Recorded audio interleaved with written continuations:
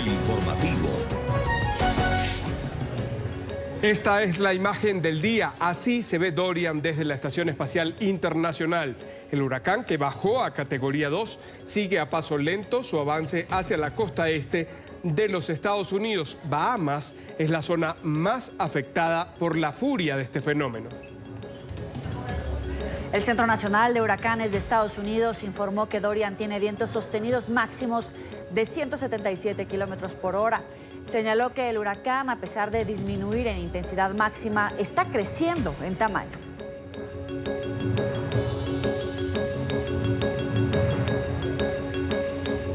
Mayor tamaño y lentitud, eso es lo que tiene afectada la zona de las Bahamas. Todo el archipiélago sigue con graves afectaciones por este fenómeno. Así comenzamos el informativo de NTN 24, el canal de las Américas. Joely Ramírez, Carlos Figueroa. Carlos, un gusto estar contigo y con todos ustedes. Vamos. El huracán Dorian bajó este martes a categoría 2 y sigue a paso lento su ruta hacia la costa este de los Estados Unidos. Según los expertos, pese a que sus vientos disminuyeron en intensidad, el huracán está creciendo en tamaño. Por eso le piden a los ciudadanos permanecer en los refugios. Durante 48 horas, Dorian permaneció casi inmóvil sobre las Bahamas. Allí hay ya 61.000 afectados, según la Organización de las Naciones Unidas, además de 5 víctimas mortales. Aún se desconoce el daño que causó en el archipiélago debido a que las condiciones climáticas no han permitido a los equipos de socorro llegar a esas zonas más devastadas. Estacionado sobre las Bahamas, así permanece el huracán Dorian sobre el archipiélago del Caribe. Es una amenaza para la vida, es devastador. Ahora se ha debilitado, pero los vientos siguen siendo devastadores. La marea de tempestad sigue siendo mortal. El ciclón, ahora categoría 2 de un máximo de 5 en la escala Saffir-Simpson, lleva más de 24 horas descargando viento y furia sobre el noroeste de las islas que conforman el territorio. Desde que tocó tierra en Elbow Cay al mediodía del domingo, se mueve a una velocidad extremadamente lenta. Apenas ha superado los 7 kilómetros por hora. Desde la madrugada del lunes se desplaza a tan solo 2 kilómetros por hora. Para comprender mejor la velocidad de su movimiento, una persona podría caminar más rápido que el huracán Dorian. Ese comportamiento representa un grave problema, según señalan los expertos.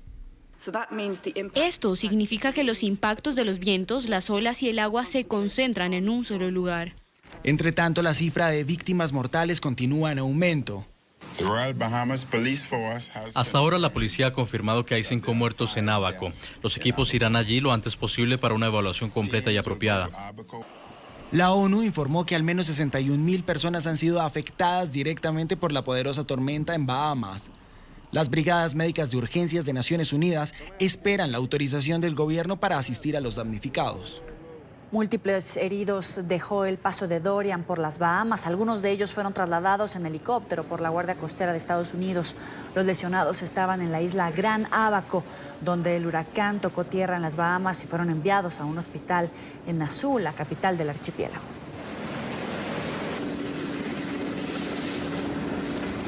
Y vamos a ver hasta ahora el lugar exacto en el que se encuentra Dorian. Vamos a ver esa imagen en tiempo real. La tomamos del portal windy.com.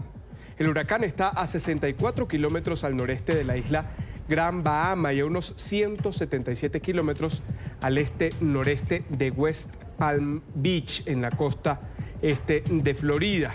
Así también cercano a las costas de Georgia y de Carolina del Sur, donde se esperan peligrosos vientos y marejadas ciclónicas riesgosas para la vida, sin importar el recorrido exacto del centro de Dorian, según el Centro Nacional de Huracanes de los Estados Unidos. Información en directo. Y Dorian ha empezado a alejarse lentamente de las Bahamas, que ha sufrido durante 48 horas los embates de la tormenta. Se prevé que se dirija hacia el norte y que golpee la costa este de Florida en Estados Unidos hasta este miércoles en la noche. El jueves en la madrugada llegará a las costas de Georgia, avanzando ese mismo día por Carolina del Sur. El viernes en la madrugada estará golpeando Carolina del Norte. Dorian avanzaría por la costa este de Estados Unidos sin hacer impacto directo en el suelo. Y ya se reportan las primeras cancelaciones en aeropuertos de Florida como consecuencia de la llegada del huracán Dorian. Más de 1.500 vuelos fueron cancelados desde y hacia la Florida este lunes. En el aeropuerto internacional de Orlando fueron suspendidos el 91% de los vuelos, más de 700 en total. Mientras tanto, en la terminal aérea de Fort Lauderdale fueron 285 los vuelos cancelados. Vamos a ver cuál es la situación a esta hora en la costa de Florida. Estas son imágenes en directo de la ciudad de Daytona Beach, en el noreste del estado. Están transmitidas por el portal EarthCam. Las playas, como las puede observar, están desérticas y es que el panorama luce bastante gris, con un cielo nublado. Estamos a 24 grados centígrados, con precipitaciones al 98%, humedad al 90%, viento a 26 kilómetros por hora.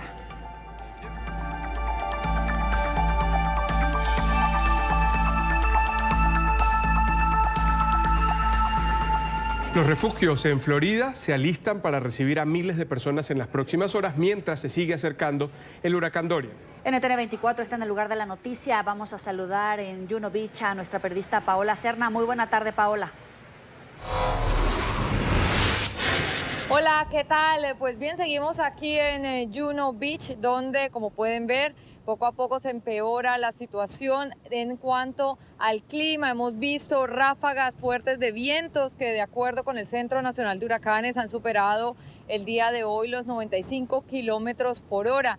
Dorian continúa avanzando como un huracán potente y por supuesto las alertas y los avisos tanto de huracán como de tormenta tropical pues siguen activos para gran parte de la costa este de la Florida y estados también como Georgia y Carolina del Sur, que ya han tomado pues las medidas pertinentes y las evacuaciones necesarias.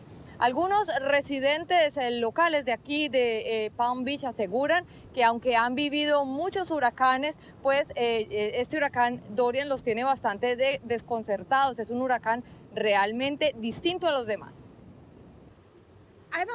No siento que los vientos sean bastante fuertes, es la primera vez que he estado en algo así, he estado viviendo aquí hace un par de años, no tengo miedo en realidad, pero definitivamente estoy preparada, no me lo tomo en absoluto a la ligera.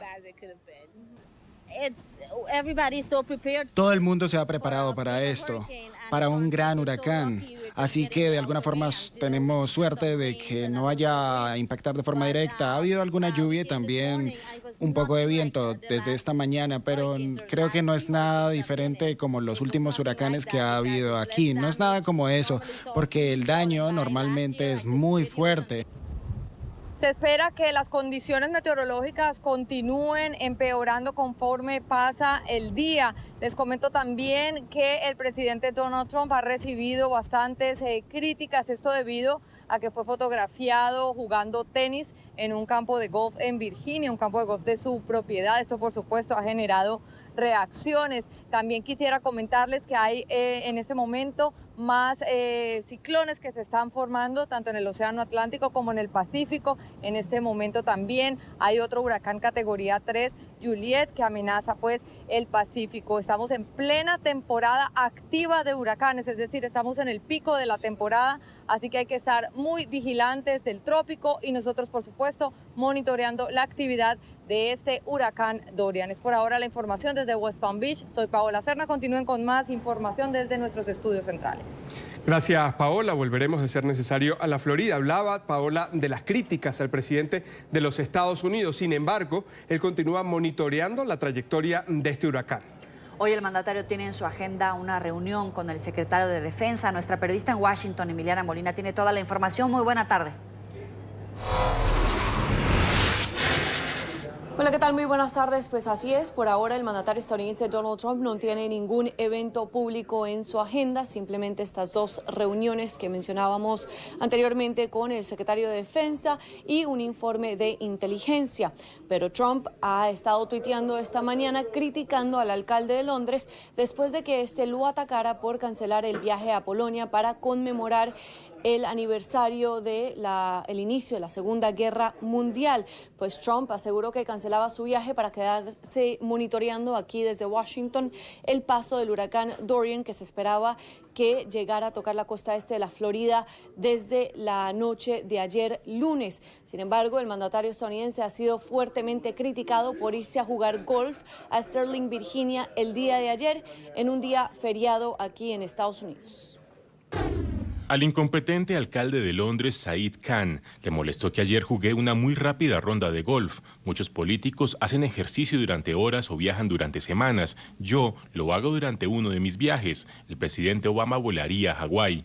Khan debería centrarse en los crímenes con cuchillo que están totalmente fuera de control en Londres. La gente tiene miedo incluso de caminar por las calles. Es un alcalde terrible que debería mantenerse fuera de nuestros asuntos.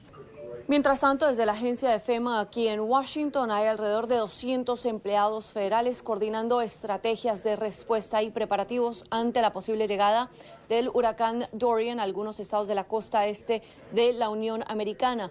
Estos empleados trabajan las 24 horas del día, toman turnos de unas 12 horas y están constantemente monitoreando el paso de este huracán. Bueno, nosotros estamos activados a nivel 1, lo que significa es que es la activación más alta, más grande que tenemos nosotros, esperando algún desastre de nivel catastrófico. Como puedes ver a mis espaldas, tenemos representadas a 27 agencias federales, también organizaciones sin fines de lucro, alrededor de 200 personas. Turnos de 12 horas cada uno, 24 horas al día. Y esto es en coordinación con las autoridades locales y estatales, el estado de Florida, de Georgia, Carolina del Sur, Carolina del Norte. Constante comunicación. Y como podemos ver, esta tormenta es un poquito diferente a otras. Ninguna tormenta es la misma, pero esta es muy, muy diferente porque se mueve muy despacio. Y a pesar de que el huracán Dorian se ha debilitado a categoría 2, es importante que las personas que tienen orden de evacuación obligatoria que escuchen el mensaje de las autoridades, pues según estos, Dorian aún está creciendo de ancho. Es por esto que las personas deben tomarse en serio estas advertencias y recordemos que el paso de Dorian, que se está movilizando alrededor de una milla por hora o 2 kilómetros por hora, es bastante lento y lo que en realidad preocupa bastante a las autoridades son las fuertes lluvias y los vientos que se podrían ver durante horas. Esta es toda la información que tenemos desde la Casa Blanca. Emiliana Molina para NTN 24.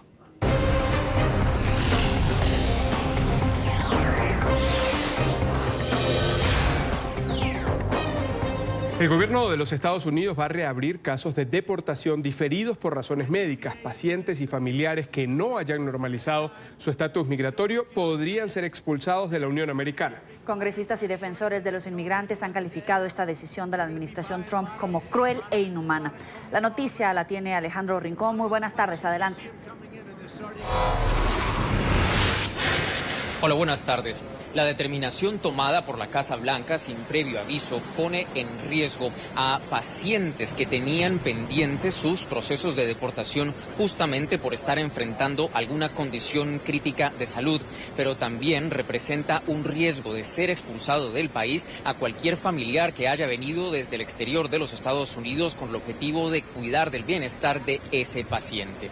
La normativa indica que si el paciente o el familiar no logró resolver su estatus migratorio en la Unión Americana hasta el 7 de agosto, ese proceso de deportación diferido podrá ser reabierto y podrían reanudarse o revivirse las órdenes de expulsión de la Unión Americana.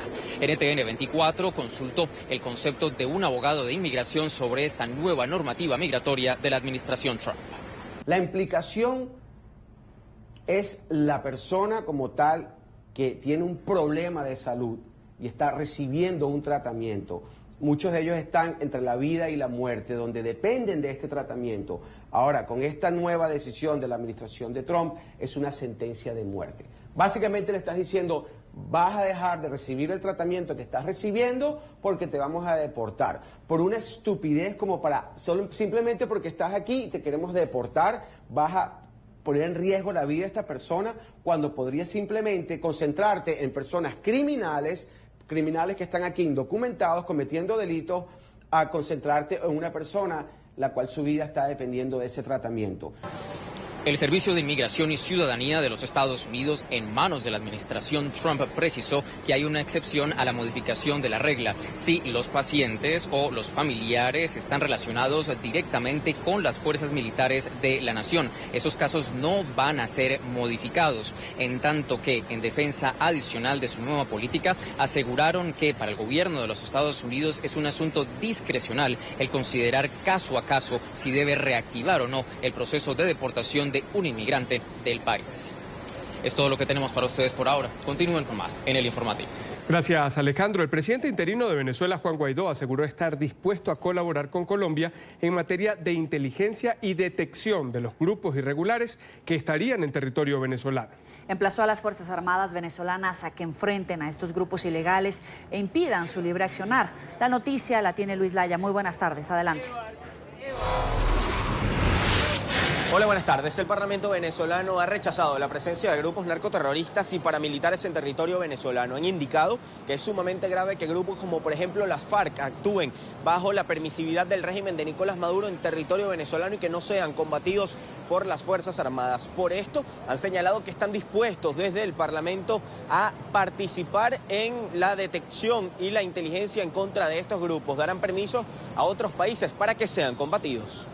Y este emplazamiento hoy ya es a la Fuerza Armada. Lo van a esconder al dictador que está facilitando presencia de grupos irregulares en Venezuela, que se aprovechan de la vulnerabilidad de nuestros jóvenes en la frontera para captar niñas, niños, para facilitar actividades ilegales en territorio venezolano. Asimismo, Juan Guaidó hizo un llamado a los funcionarios de la Fuerza Armada Nacional Bolivariana a que enfrenten a estos grupos, a que no permitan que actúen de forma normal en territorio venezolano. Han señalado que al menos 13 estados tienen presencia de estos grupos irregulares entre el ELN y las FARC. Han indicado que si no tienen las capacidades para combatirlos, que den un paso a un costado y dejen de defender a Nicolás Maduro. No es por favor, es que deben salir, y si no es a plomo, que deben salir del territorio nacional. Y si tienen o no las bolas, si me disculpan la expresión, para enfrentar esta amenaza sin precedentes en Venezuela, pues entonces que echen un lado. Porque debemos en conjunto, como nación soberana, enfrentar a estos grupos irregulares en Venezuela. Asimismo, ha señalado que en los próximos días se esperan poder participar en reuniones de la Organización de Estados Americanos y también en la Asamblea General de la Organización de Naciones Unidas para tratar distintos temas, entre ellos la presencia de grupos irregulares y paramilitares en Venezuela. Desde Caracas, Venezuela, para NTN 24, Luis Alejandro Alaya. Gracias, Luis, por el reporte. Vamos a hacer la primera pausa aquí en el...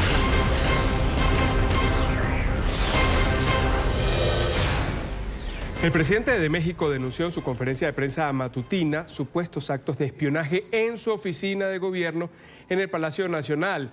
De hecho, mostró una cámara que su equipo de seguridad habría localizado en un salón de audiencias. Andrés Manuel López Obrador aseguró que no va a iniciar una investigación por el hallazgo de este aparato. En la sala pues no es de junta, es lo que era el comedor. Allí hemos tenido reuniones con gobernadores, con empresarios.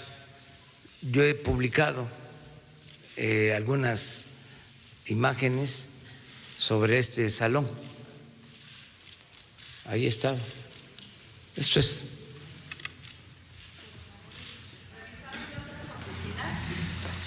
No, porque no hay paranoia. O sea, ya les dije,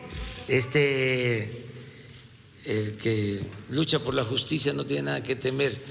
Entonces, nada más es porque se quedaron algunos con las malas mañas, las malas prácticas de estar espiando. Seguimos en México. Avanza la identificación de las víctimas mortales que dejó una balacera registrada el lunes en una terminal de autobuses en Cuernavaca, México. Las autoridades confirmaron que entre los fallecidos del tiroteo en la estación Estrella de Oro se encuentra Gabriel León Villa, alias El Gabi, líder del grupo criminal Gente Nueva. El sujeto había sido señalado por su presunta participación en la desaparición de los 43 normalistas de Ayotzinapa, razón por la que fue detenido en 2016 y un año después fue dejado en libertad. Si no haces y después de sacar... Al menos 25 muertos y 9 desaparecidos deja el incendio y posterior hundimiento de una embarcación turística frente a las costas del sur de California. Los buzos encontraron los cuerpos cerca de la isla de Santa Cruz. Según las autoridades, el fuego comenzó en la madrugada del lunes mientras el navío estaba atracado y los turistas se encontraban durmiendo bajo la cubierta del barco. Luto en California. Uno de los peores desastres marítimos en la historia reciente del estado se registró la madrugada de este lunes cerca de la isla de Santa Cruz. A las 3:15 hora local, un miembro de la tripulación de la embarcación turística Concepción hizo una llamada de emergencia, en la que reportaba un incendio en el navío que realizaba un crucero de submarinismo. A las pocas horas, el barco con cerca de 40 personas a bordo se hundió. Buzos que llegaron a la zona solo lograron rescatar con vida a los 5 tripulantes de la embarcación, quienes estaban en la parte superior y saltaron al agua. Hasta el momento se desconocen las causas que dieron origen al fuego. Los turistas dormían cuando iniciaron las llamas y no tuvieron tiempo de reaccionar ante la catástrofe. Las autoridades iniciaron la investigación, aunque destacaron que el barco y Truth Aquatics, la empresa que lo operaba, tenían los permisos en regla y las inspecciones al día. El buque ha estado en pleno cumplimiento. Estamos trabajando deliberadamente con el propietario operador del barco que está con nosotros en este momento, trabajando en un plan para llevar a cabo más asistencia para su embarcación. La compañía es una de las más reconocidas en viajes de submarinismo en las islas de California. La policía indicó además que el Concepción estaba en uso desde 1981 y en todos sus años de funcionamiento no había registrado ninguna irregularidad de este tipo. Avanza la visita de Ivanka Trump a Colombia. El objetivo de este viaje de la hija y asesora del presidente de los Estados Unidos es buscar alianzas estratégicas entre ambos países para proveer acompañamiento a programas de apoyo para mejorar las perspectivas económicas de las mujeres colombianas. Ivanka también va a estar de visita en Paraguay y en Argentina.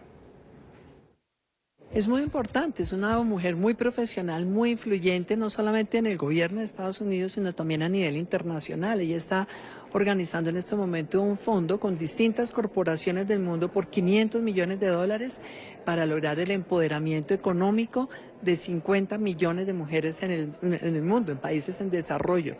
Yo espero que logremos que Colombia tenga una proporción bien importante dentro de ese fondo. Y en Venezuela, médicos y enfermeras del Hospital Oncológico Luis Racetti, ubicado al oeste de Caracas, salieron a las calles a protestar. Denuncian que en solo 2 meses han muerto 39 pacientes por falta de medicamentos e insumos. El reporte lo tiene nuestro periodista en la capital de Venezuela, Oliver Fernández. Oliver, adelante. Hola, buenas tardes, así es. Hasta ahora nos encontramos en el Hospital Oncológico Luis Racetti, al oeste de la capital venezolana, donde los médicos y los pacientes decidieron salir a protestar. Son 39 quienes han muerto en los últimos 2 meses. Nos encontramos con el caso de Sabrina García, una paciente con cáncer. Hoy le detectaron metástasis y la respuesta fue que no hay medicamento para curarla. En verdad es muy doloroso la noticia que recibí hoy.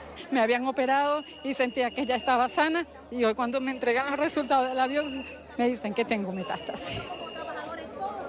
Y con lágrimas en los ojos se lo digo porque es muy triste saber que en cualquier momento uno tenga que partir de este mundo por morir por negligencias del gobierno. Sabrina García tiene solo 43 años de edad. Le reclama al régimen de Nicolás Maduro el hecho de que no haya medicamentos en este centro asistencial, así como en todo el país. Asegura que desea ver a sus hijos crecer y por eso va a luchar. Pido ayuda a los medios que me puedan ayudar para yo realizarme mi radio, porque en verdad no quiero morir, tengo ganas de seguir viviendo, quiero seguir viviendo y quiero seguir luchando para apoyar esto, para apoyar las cosas buenas, para apoyar a los hospitales, porque no es fácil vivir con una metástasis en el cuerpo, no es fácil. También conversamos con los médicos de este centro asistencial. Ellos rechazan que el régimen de Nicolás Maduro pretenda atribuir la falta de medicamentos a un presunto bloqueo que no existe. Si fuera por medicamento, que es por el bloqueo económico, lo pueden importar de Rusia, por ejemplo, de cualquier país que también se produce medicamentos que no tienen ningún tipo de conflicto económico con esos otros países. O sea que la excusa de bloqueo no es. Los médicos, pacientes y enfermeras de este centro asistencial se preparan para ir en los próximos días hasta el Ministerio de Salud, donde exigirán los insumos y medicamentos para curar a los pacientes. En la información que manejamos desde Caracas, continúen con más en nuestro Centro Internacional de Noticias. Gracias, buena tarde. Y en Brasil, las lluvias en la Amazonía continúan reduciendo los focos de fuego en la zona. En el estado de Rondônia, uno de los más afectados por los incendios forestales, se prevén precipitaciones en los próximos días. Densas nubes de humo continúan desplazándose por las áreas de la emergencia, mientras las autoridades continúan trabajando para controlar las llamas. El gobierno de Jair Bolsonaro ha impuesto medidas como prohibir la quema de áreas boscosas durante 60 días para hacer frente al fuego. Y sobre el tema, Brasil informó que retomó el diálogo con Alemania y con Noruega luego de los incendios forestales en la Amazonía. El mes pasado, los países europeos suspendieron la ayuda económica al gigante suramericano debido a la aguda crisis ambiental y al aumento de la desforestación en la selva. El ministro de Medio Ambiente brasileño dijo que las conversaciones con ambos países están progresando. Tan solo Noruega ha donado más de $1.200 millones a Brasil durante los últimos 10 años para preservar la región amazónica. Essa negociação avançou bastante. Estas negociaciones han avanzado mucho, incluso esta semana hemos tenido contacto y entendimiento con los países donantes, Noruega y Alemania. La reunión presidida por el presidente Jair Bolsonaro la semana pasada y hoy con los gobernadores de los estados refuerza aún más la decisión tomada de dar mayor enfoque, con mayor eficiencia y sinergia a aquellas acciones y sus destinos que fueron previamente anunciadas por el jefe de gabinete del presidente entre los gobiernos estatal y federal. El trabajo traerá mayores resultados para el país. Nueva pausa en esta emisión de...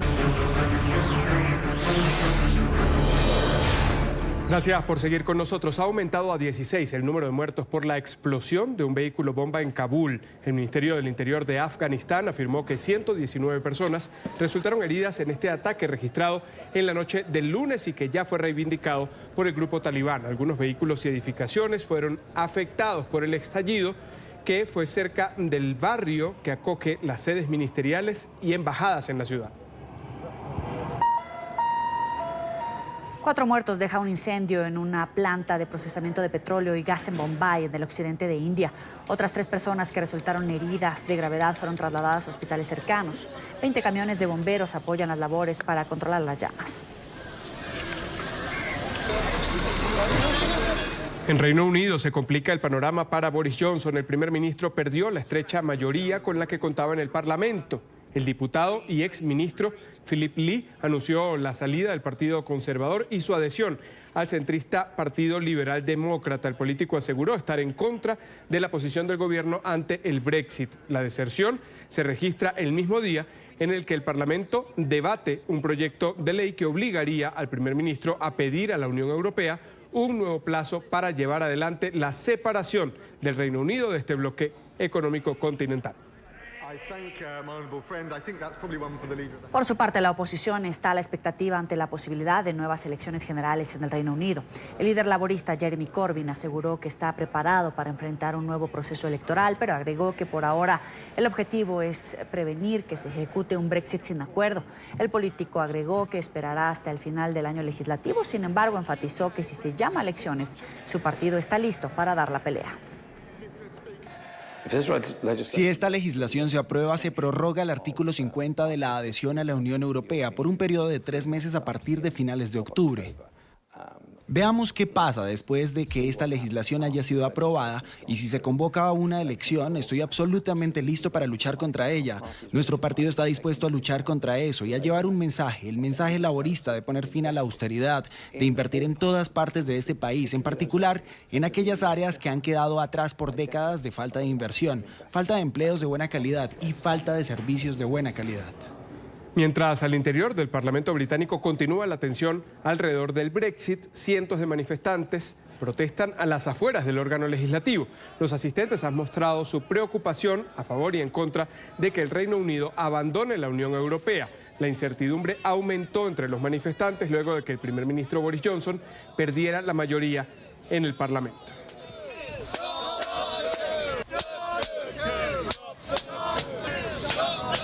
El candidato presidencial argentino Alberto Fernández se encuentra en Madrid. Durante esta semana mantendrá reuniones con diversas personalidades españolas. Esta mañana dictó una conferencia sobre comunicación política en la que no se permitió el ingreso a la prensa. Nuestro periodista Marcelo Moncayo tiene el reporte desde la capital de España. Marcelo.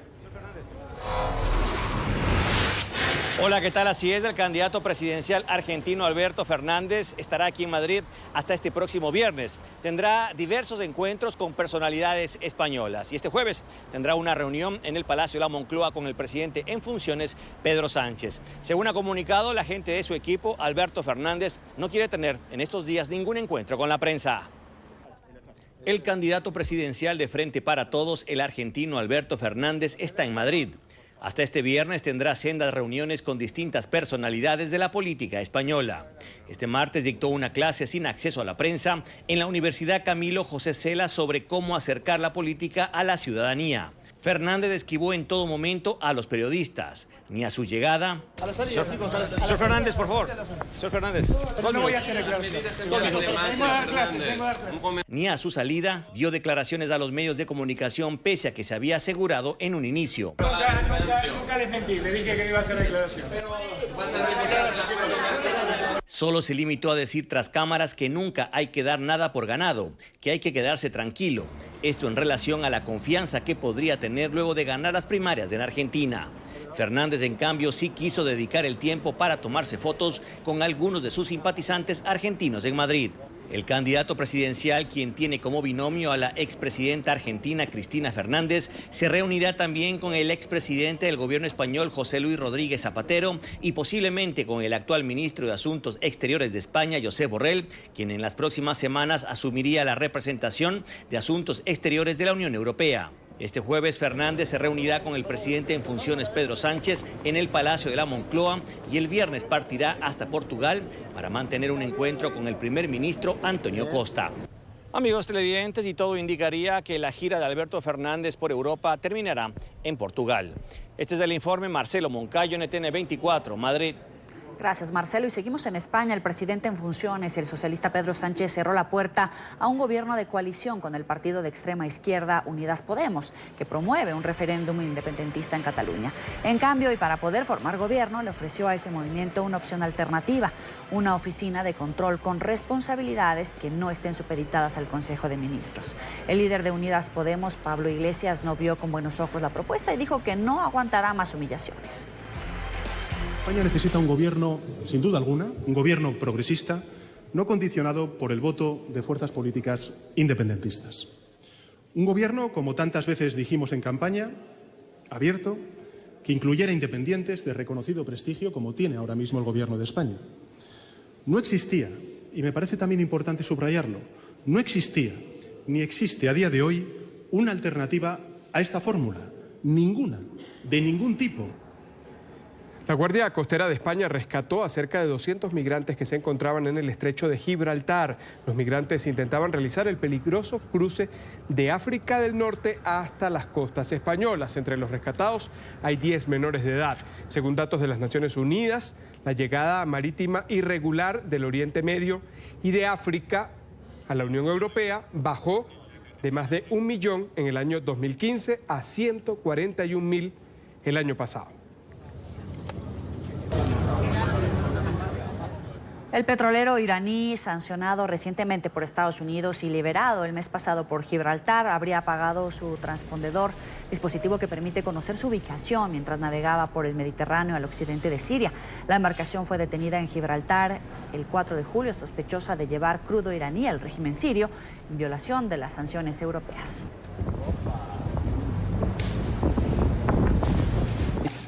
Así finalizamos este informativo con una enternecedora imagen. En Estados Unidos, la policía de California rescató a un oso cachorro que había quedado atrapado en un contenedor de basura. Minutos antes de la asistencia de las autoridades, el hermano del pequeño animal intentó ayudarlo junto a su madre a trepar el depósito. Los agentes ubicaron una escalera para que el oso saliera. Finalmente, el cachorro logró reunirse nuevamente con su familia.